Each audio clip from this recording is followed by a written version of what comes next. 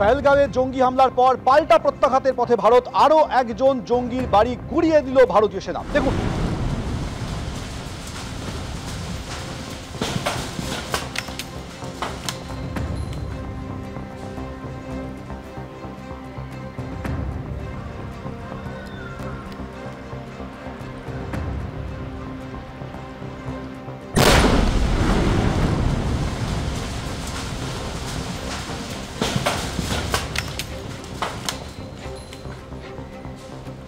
এভাবেই একের পর এক জঙ্গির বাড়ি বিস্ফোরণে উড়ে যাচ্ছে। ইতিমধ্যে আপনারা জানেন যে 5 জন জঙ্গির বাড়ি গুঁড়িয়ে গিয়েছিল, আর এবার কুপওয়ারায় আরও একজন লস্করি তৈবার বাড়ি একেবারে বিস্ফোরণে ধূলিসাৎ হয়ে গেল।